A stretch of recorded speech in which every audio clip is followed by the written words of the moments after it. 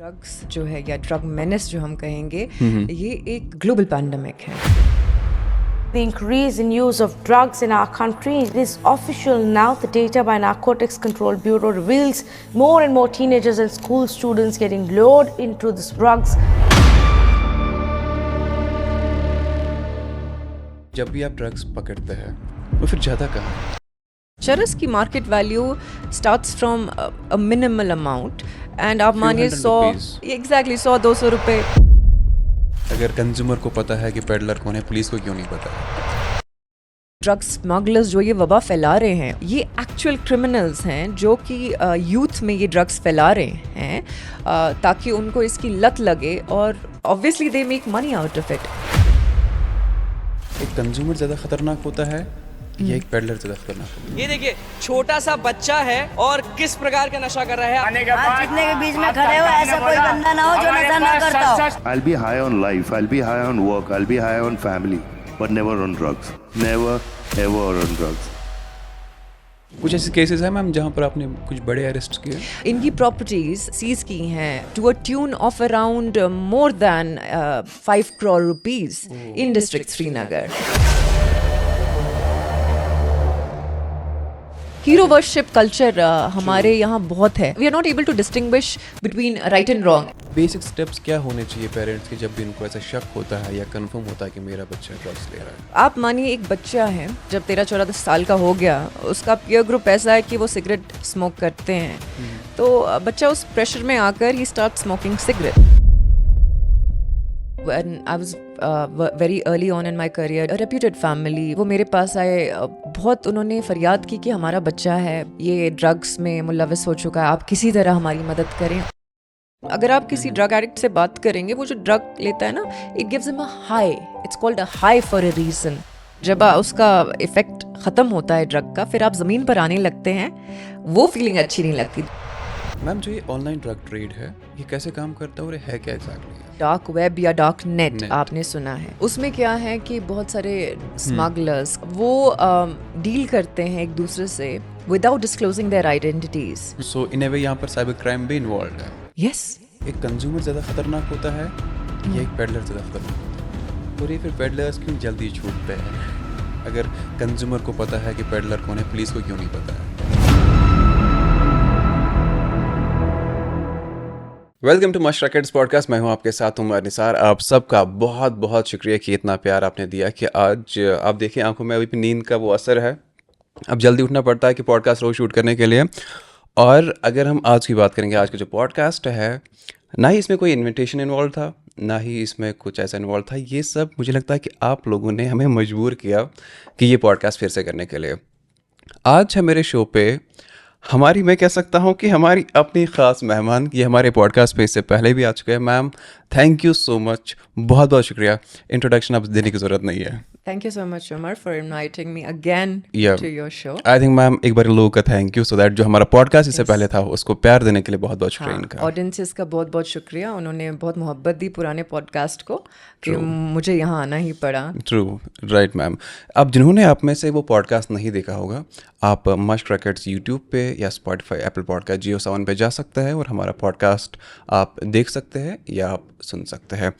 आज की अगर हम बात करेंगे, आज कश्मीर का एक ऐसा बड़ा इशू है. इन जनरली मुझे लगता है कि ग्लोबल इशू बन रहा है ये, लेकिन हम पर्टिकुलरली कश्मीर की बात करेंगे. ड्रग्स जो है ये एक पेंडेमिक बन चुका है या बन रहा है.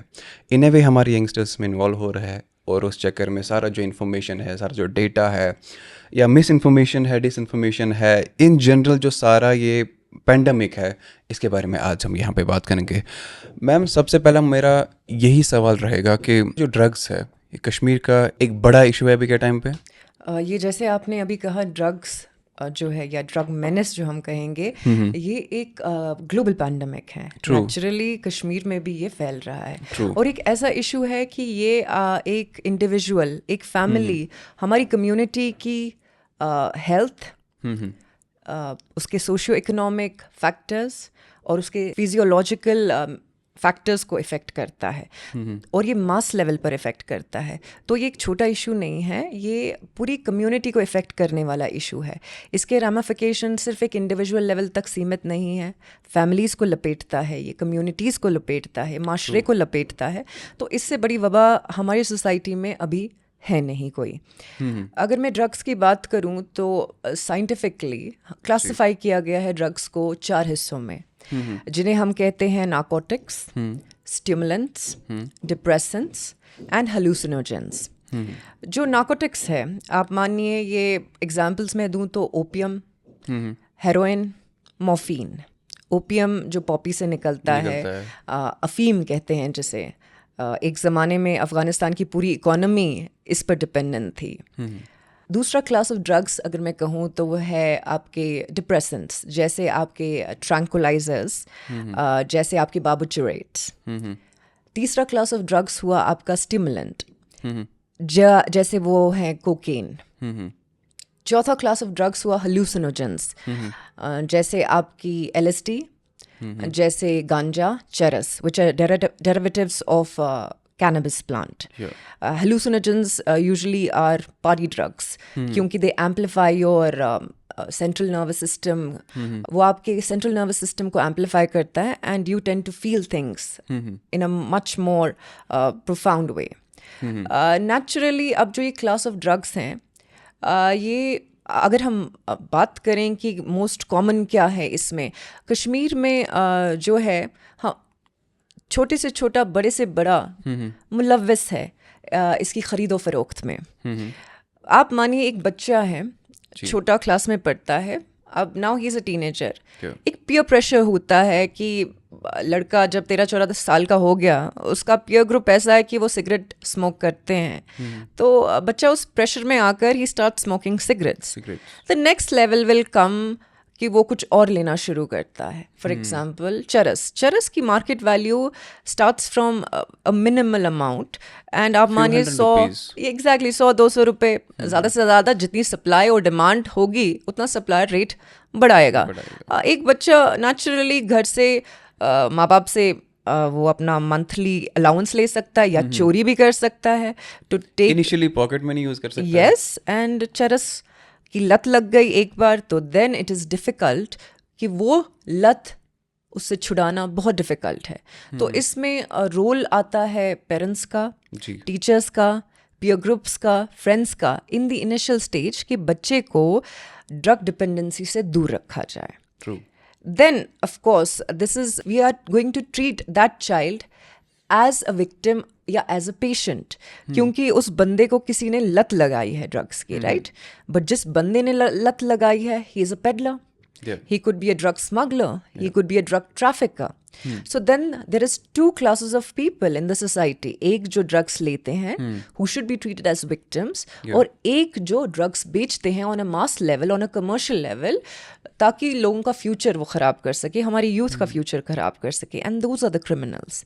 दोनों के लिए अलग अलग तरीके से कार्रवाई है।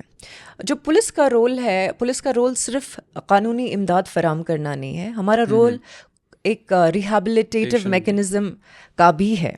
देखिए, जब हम बात करें कि जैसे मैंने एग्जांपल लिया, एक छोटा बच्चा जिसको चरस गांजे की किसी ने लत लगा दी एंड नेचुरली लाइफ में उसे ये चीज़ों का पता नहीं था। अब उसके parents they are obviously anxious about their child's welfare, तो वो बच्चे को वापस सोसाइटी में रिहैबिलिटेट करना है, सही रास्ते पर लाना है और ड्रग्स की वबा से दूर रखना है। He has to be made to isolate himself from drugs.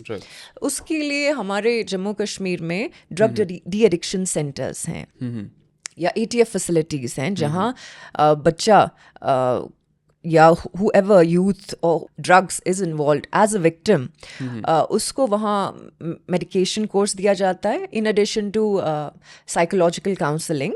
उसके बाद of course ये बच्चे की या बंदे की या youth उसकी willingness होनी चाहिए कि I have to reform. I have to stop taking drugs. I don't have to be involved in this. ये उस बंदे की willingness है. Right. Now we come to the other class, that is the drug traffickers, the drug smugglers जो ये वबा फैला रहे हैं on a large scale, mass scale, commercial scale, ये एक्चुअल क्रिमिनल्स हैं जो कि यूथ में ये ड्रग्स फैला रहे हैं ताकि उनको इसकी लत लगे और obviously they make money out of it. ऐसे इनके इस पैसे से वो अपने महल खड़ा करते हैं, अपना बिजनेस खड़ा करते हैं by making individuals, families, societies suffer from the menace of drugs.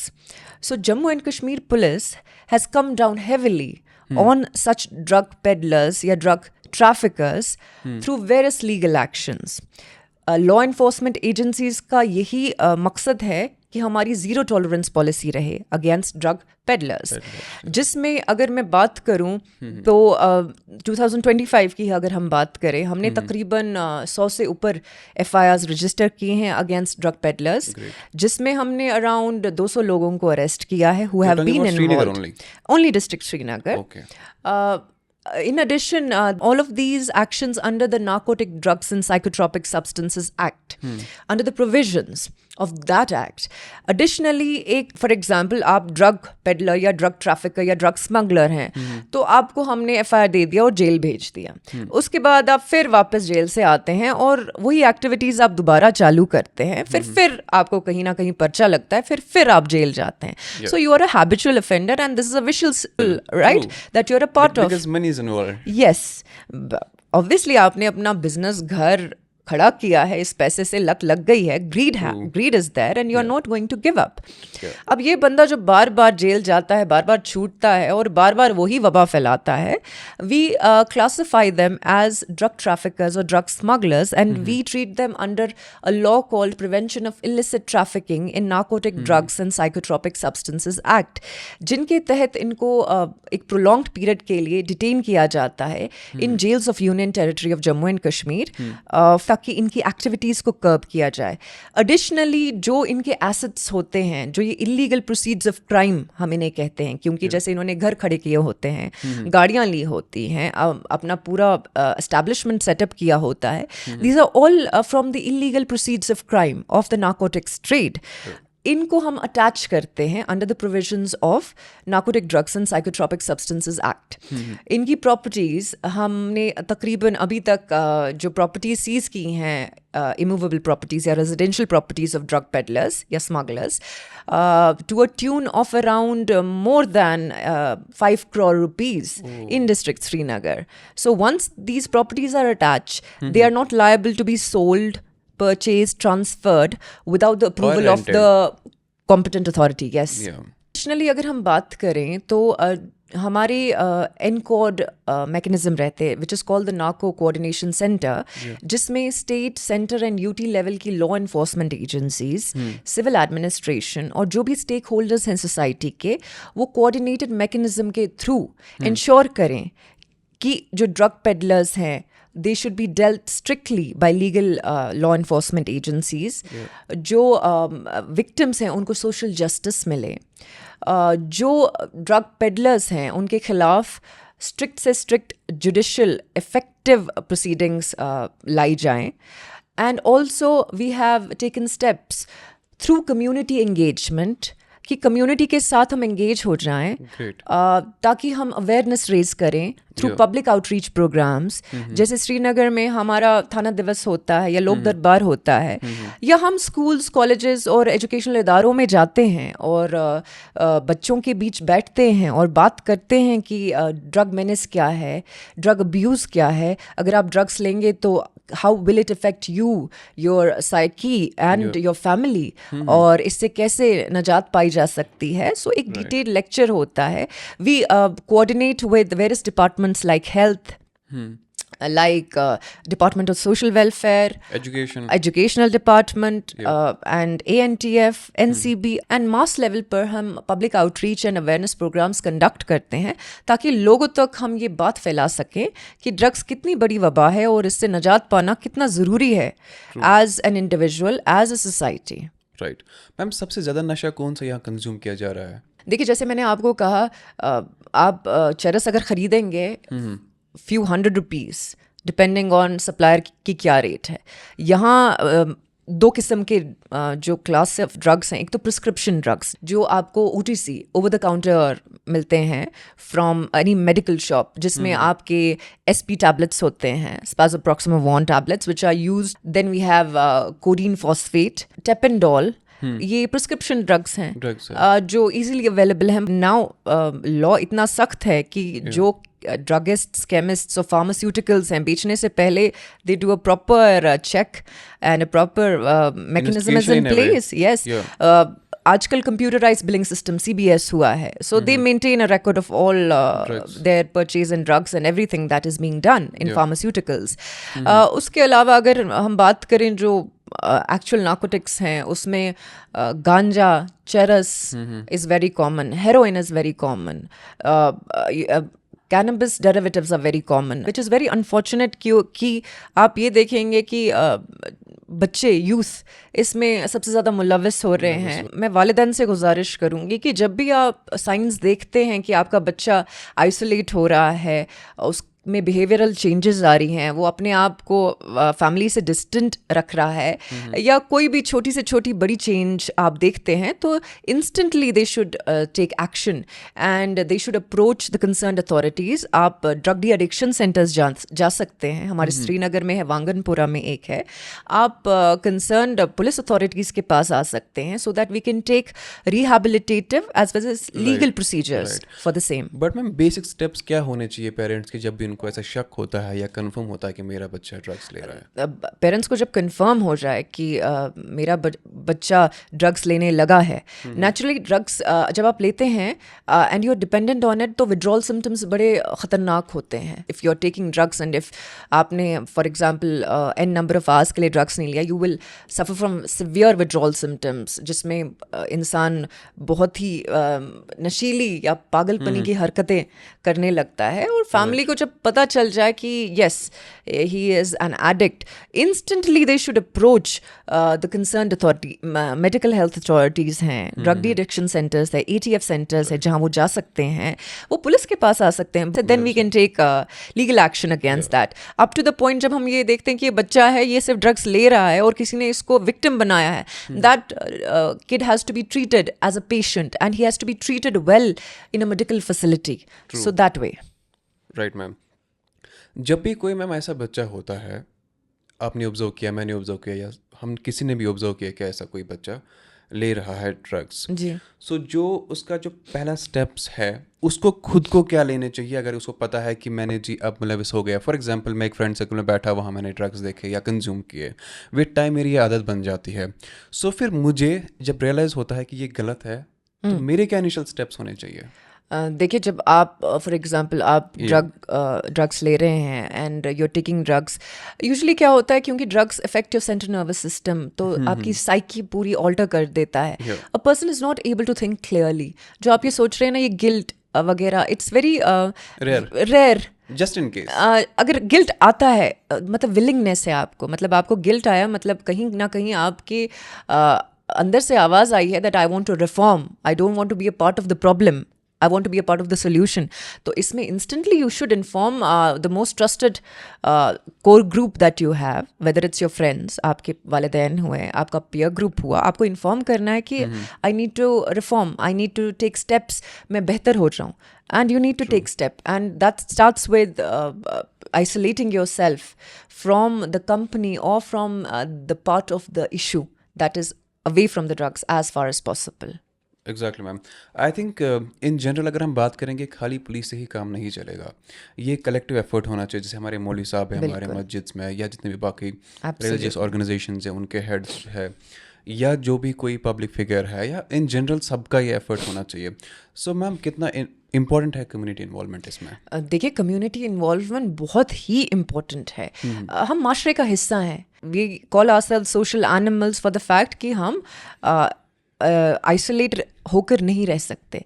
तो वैसे ही एक बच्चा या एक यूथ अगर इन्वॉल्व हुआ as a victim in this issue of drug menace, तो हमारी कलेक्टिव रिस्पॉन्सिबिलिटी है, सोसाइटी की, रिलीजियस लीडर्स की, टीचर्स की, पेरेंट्स की, कि उस बच्चे को सही रास्ते पर लाया जाए. ऑफ कोर्स पुलिस का एक डिफरेंट रोल रहता है. हमारा रिहैबिलिटेटिव या काउंसलिंग रोल भी है और हमारा कानूनी इमदाद फराम करना भी है. But the first step is always कि बच्चा अपने ट्रस्टेड ग्रुप को रिलाई करता है चेंज के लिए. So the change begins in the community itself, जिससे हम ड्रग्स को कंटेन कर सकते हैं. It is through coordination, through effort at mass level, at community level, to engage with the community, ताकि हम ड्रग्स की जो मेनेस है उसको ख़त्म कर सकें. मैम आपने पर्सनली क्या ऑब्जर्व किया है जो कोई भी बच्चा ड्रग्स कंज्यूम करता है, how it all starts?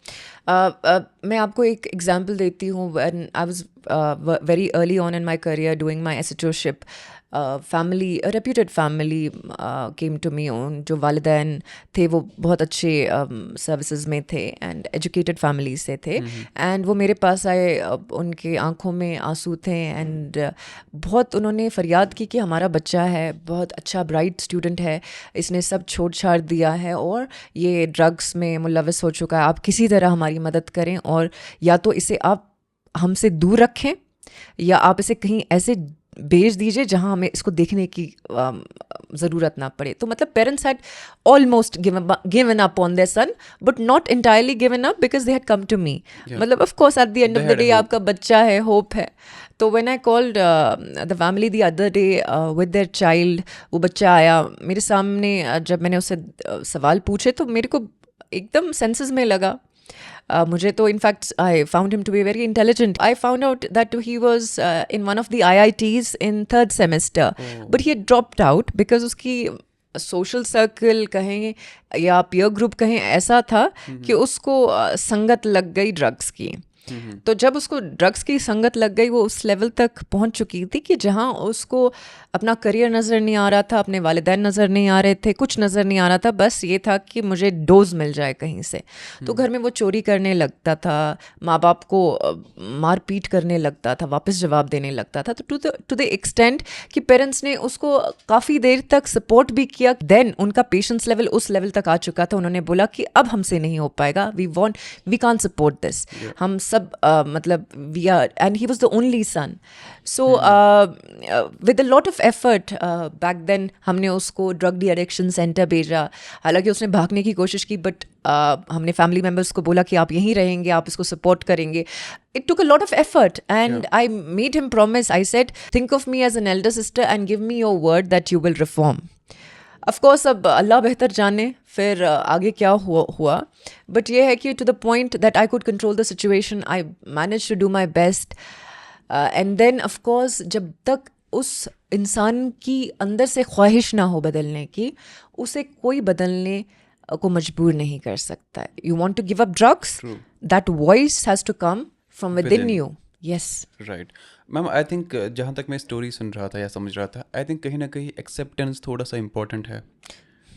Acceptance के साथ ही फिर उनको बताना, हाँ जो हो गया गलत हो गया, हाँ. अब ठीक करता है. देखिए एज ग्रुप भी वैसा ही था. He was a young kid, 18, 19 और 20 years old. तो मतलब he had his life ahead of him. Youth क्यों टारगेट होता है? क्योंकि वनरेबल या गलेबल क्लास होती है ये. इतनी सोच समझ नहीं होती है और इन्फ्लुएंस जल्दी हो जाते हैं ये हर चीज़ से. तो इनको यूज़ करना भी बहुत आसान है.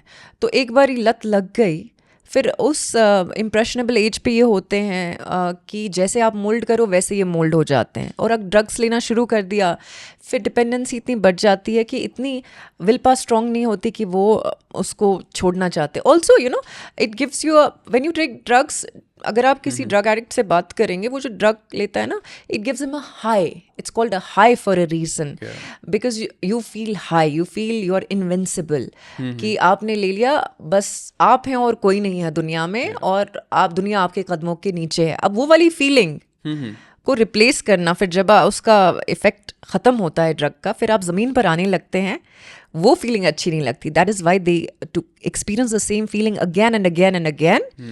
You need drugs. तो वो लत लगती है. और जब विड्रॉ करने लगता है बंदा उस फीलिंग से, तो बहुत ही नेगेटिव फीलिंग आती है, क्योंकि रियलिटी सामने आती है. अ पर्सन टेक्स ड्रग, कहते हैं कि कोई बंदा डिप्रेस्ड है, नौकरी नहीं है, हार्ट ब्रेक हो गया, for an n number of reasons people quote कि हम ड्रग्स लेते हैं. तो एक हाई के लिए, एक खुशी पाने के लिए, फिर जब वो ड्रग्स का वो ख़त्म हो जाता है, वो खुशी ख़त्म हो जाती है और रियलिटी सामने आती है। वो रियलिटी वही है कि यू आर इन डिप्रेशन और you have had a bad love story और you have been heart broken, और कि आपको जॉब अपॉर्चुनिटीज़ नहीं है। तो जब रियलिटी सामने आई, nobody wants to accept that reality, so they take a shot again. तो वो withdrawals into more and more, and of course when somebody is offering you, when you are in that peer group जहाँ आपको accessibility है drugs की, तो आप लेते हैं। That is the problem. Yeah, starts एक बारी and then follows that. Yes, but of course once कई बार बच्चों को, कई बार यूथ को realize हुआ है I don't want to be a part of the problem, then they have reformed. और इसमें consistent reformation की ज़रूरत है, consistent care, consistent medical attention की ज़रूरत है कि बंदा वापस relapse ना करे. That is important. True. Ma'am, जब भी आप ड्रग्स पकड़ते हैं वो फिर जाता कहाँ है? ये अच्छा सवाल है आपने पूछा है। जो भी हमारे केसेस में, एफआईआर में जो भी सीज्ड कॉन्ट्राबैंड होता है, वो हम स्टोर करते हैं। एक हमारा एनडीपीएस गोदाम है, वहाँ हमने स्टोर किया है। उसके बाद इनकी ड्रग डिस्पोजल होती है। ड्रग डिस्पोजल कमेटी बनाई जाती है। It's a 3-member committee under the chairmanship of the district SP, जिसमें क्या होता है कि जो भी ड्रग्स आप सीज करते हैं केसेस में, एफआईआर्स में, कॉन्ट्राबैंड जो सीज करते हैं, उनको आप डिस्पोज ऑफ करते हैं। वेरी पर्टिनेंट क्वेश्चन, क्योंकि 2 हफ्ते पहले ही हमने अपना ड्रग डिस्पोजल किया एट IGC लसीपोरा पुलवामा।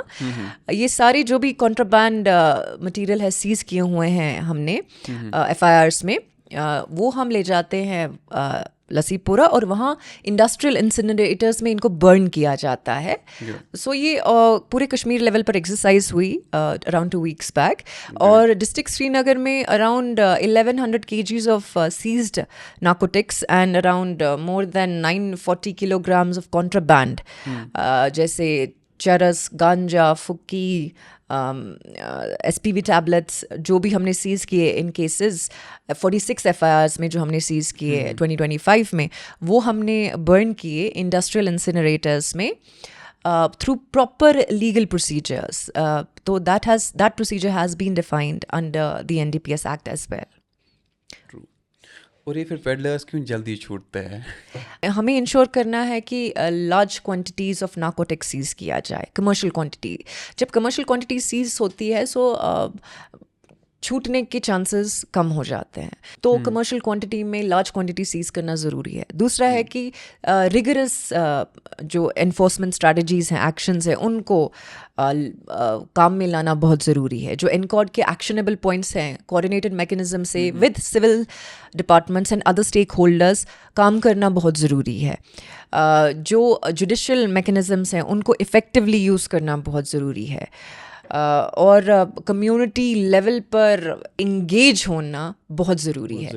तो जब तक ये पॉइंट सेटिस्फाई ना हो और कोऑर्डिनेटेड तरीके में काम ना करे, तो इट इज़ डिफ़िकल्ट कि जो बिग फिश है कि वो छूटे, तो बहुत मुश्किल है किंग पिन्स का छूटना। कुछ ऐसे केसेस हैं मैम जहाँ पर आपने कुछ बड़े अरेस्ट किए? जैसे मैंने आपको बताया, जो किंग पिन्स कहते हैं हम इन्हें, जो ट्रैफिकर्स होते हैं या स्मगलर्स होते हैं नार्कोटिक्स के, तो जब हम ये पाते हैं, क्योंकि वो बहुत सारे एफआईआर्स में मुलविस होते हैं, उनके खिलाफ पूरे यूनियन टेरिटरी में कहीं ना कहीं पर्चे लगे होते हैं, या हिंदुस्तान में कहीं ना कहीं पर्चे लगे होते हैं, क्योंकि मास लेवल पर उन्होंने ड्रग पेडल किए होते हैं, स्मगल किए होते हैं। तो उनको to nip them in the bud, zero tolerance policy against drugs के हिसाब से हम उनको पिट NDPS में दर्ज करते हैं, which is akin to putting them away for 1 to 2 years. कहीं पर भी PSA? Akin to a PSA, yes, it is. Ma'am, जो सोशल मीडिया का इम्पैक्ट या पेयर प्रेशर जो है, आपको लग रहा है कहीं ना कहीं इसका इम्पैक्ट आता है हमारे यंगस्टर्स पर ये सब कंज्यूम करने के लिए? Exactly, we live in a age of social media, है ना? तो और हमारी यूथ ऐसी है, इम्प्रेशनेबल एज है, कुछ भी देखती है, सुनती है, पढ़ती है, तो इन्फ्लुएंस हो जाती है। तो नेचुरली जब आप सोशल मीडिया इररिस्पॉन्सिबली यूज़ करते हैं, डिजिटल लिटरेसी इतनी नहीं होती है, तो बच्चा देखता है कुछ भी, वो जल्दी इन्फ्लुएंस हो जाता है। अब कोई इन्फ्लुएंसर आकर जिसके मिलियन फॉलोअर्स हैं बोल देगा कि भाई yesterday I had a few drugs at a rave party and it was the highest high I have experienced in my life. True I think इनमें मैम हो भी रहा है, जैसे वो हीरोइज्म इससे क्रिएट होती है. Exactly. We have seen movies में, मतलब कोई बॉटल लेके exactly. then he is like this. Exactly hero worship culture हमारे यहाँ बहुत है. हम ये देखते हैं एक्टर्स ने एक कुछ अच्छी चीज़ कर ली तो फॉलो करेंगे, बुरी चीज़ कर ली तो फॉलो करेंगे. We are not able to distinguish between right and wrong. And जब छोटे उम्र में होते हैं, दैट मोल्डेबल एज, तब जो उनका हीरो करता है, चाहे वो सही करे गलत करे, आप वो एक्सेप्ट करते हैं it to be the highest form of hero worship. I will also follow in the footsteps. इसलिए मैं कहती हूँ कि social media is another very important tool जिससे आप ये कर्ब कर सकें कि बच्चा गलत संगत में ना जाए, बच्चा गलत तरफ ना जाए. और पेरेंट्स का इसमें बहुत इंपॉर्टेंट रोल है कि वो मॉनिटर करें कि आपके बच्चे सोशल मीडिया पर क्या सर्च कर रहे हैं, उसको कैसे यूज़ कर रहे हैं, whether they are being irresponsible और responsible in accessing social media. That is very important. Ma'am जो ये ऑनलाइन ड्रग ट्रेड है, ये कैसे काम करता है और ये है क्या एग्जैक्टली? देखिए, जैसे आपको पता होगा डार्क वेब या डार्क नेट आपने सुना है, which works below the layers of the normal internet we use. उसमें क्या है कि बहुत सारे ट्रैफिकर्स, स्मगलर्स, क्रिमिनल्स वो डील करते हैं एक दूसरे से in the dark net without disclosing their identities, without being traced, कि वो ड्रग्स की खरीदो फरोख्त करें. तो उसमें फॉर एग्जांपल कोई बंदा है, वो he is using some IP address which is being masked because ये डार्क वेब है. जो बेचता है उसकी भी ID मास्क्ड है. ये नहीं पता है खरीद कौन रहा है, बेच कौन रहा है. ट्रांजैक्शन हो रही है. It is also being done over the layers of the internet, over the algorithm. और जब से क्रिप्टो करेंसी आई है, it is cryptocurrency is what? It's a piece of algorithm. Yeah, it's not a currency that you can touch. It's not tangible. तो over the internet वहाँ deal हो रहा है, purchase हो रहा है, सेल हो रहा है through cryptocurrency over the dark web, being masked, being untraceable to curb the menace therein, unless you are very an expert in cybercrime. So in a way यहाँ पर साइबर क्राइम भी involve है. Yes. Ma'am majorly आपको लगता है कि social media जो एक रैंडमली हम इंस्टाग्राम, फेसबुक या बाकी सारी चीज़ों की बात करेंगे, यहाँ पे हमारे बच्चे ट्रेड कर सकते हैं या कर रहे होंगे, या कोई ऐसा इंसिडेंट मतलब रैंडमली आपको? एज ऑफ नाउ मतलब हमें जो है, क्योंकि हम बातचीत, कम्युनिकेशन हो सकती है. Communicate, of course, that is how. I don't know you, I want drugs from you. X person has given me your number. I will reach out to you through social media, WhatsApp, Instagram की X बंदे ने मुझे आपका number दिया कि आप ये करते हो, मैं आपको 1500 रुपये दूंगी, आप मुझे ड्रग्स ला कर दो. आप बोलोगे okay meet me at this point at this time, I will give you this amount of drugs. ना आप मुझे जानती ना मैं आपको जानती, बट आई नो कि I met you through some intermediate person. Right ma'am, एक रैंडम थॉट है, जैसे काफ़ी लोग कहते हैं कि अरे अगर कंज्यूमर को पता है कि पेडलर कौन है, पुलिस को क्यों नहीं पता है? ऐसा नहीं है. लाइक आई सेड बिफोर कि जो कन्विक्शन अगर होगी कमर्शियल क्वांटिटीज़ में, अगर large quantities of narcotic seize होता है तो इंश्योर होता है कि बंदा अक्विट ना हो, उसकी कन्विक्शन 100% है. So we have to find the big fish और द किंग पिन्स जो एक्चुअल ये ट्रेड सारा चला रहे हैं. ये जो छोटे मोटे पेडलर्स हैं ना, जो 1 ग्राम 2 ग्राम 10 ग्राम दे रहे हैं, उनका लीडर कौन है, उनका किंग पिन कौन है, उनको कौन प्रोवाइड करता है, उसको कुचलना है. जब आप उसको कुचलोगे, ये ड्रग ट्रेड तो खुद ही खत्म हो जाएगा.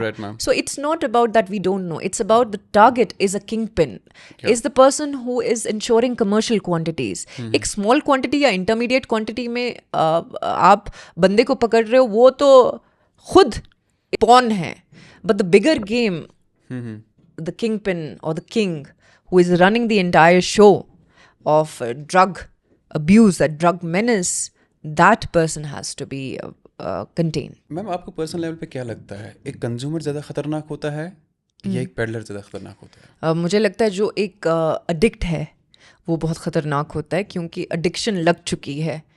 उस एडिक्शन को फिर आइसोलेट करना, उस एडिक्ट को सही रास्ते पर लाना बहुत मुश्किल काम है.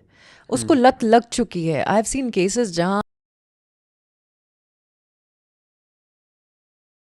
Taking drugs at the age of 14-15 साल, अब तब से 30-45 साल हो चुके, उसकी पूरी जवानी उसमें ख़त्म हो गई, उसके माँ बाप की जवानी उसमें ख़त्म हो गई, उसकी फैमिली डिस्टॉर्ट हो गई. What can be worse than that? Peddler ने तो बेच दिया, अपना घर बना दिया, गाड़ी खरीद ली, मैं अपना बिजनेस इस्टेब्लिश कर दिया, but who eight the end of the day falls prey to this? Yes. The consumer. People have been addicts for 15-20 years. They have ruined their youth. Somebody started consumer. Majorly अगर हम बोलेंगे कि आप police के पास जाना है या किसी से मिलना है या बात करनी है, थोड़ा सा इनिशियल लेवल पे लोग हेजिटेट भी हो सकते हैं या डर भी सकते हैं कि क्योंकि उनकी गलती है, वो कंज्यूम कर रहे हैं. वहाँ पर कोई हेल्पलाइन नंबर या कोई वर्चुअल सिस्टम या कोई ऐसा है कि जहाँ पर they can talk about it? District Srinagar में भी हमने फ्लोट किए हैं numbers on which they can call in case कोई ड्रग पेडल कर रहा है और they want to take legal action on this, so they can call anonymously on that number.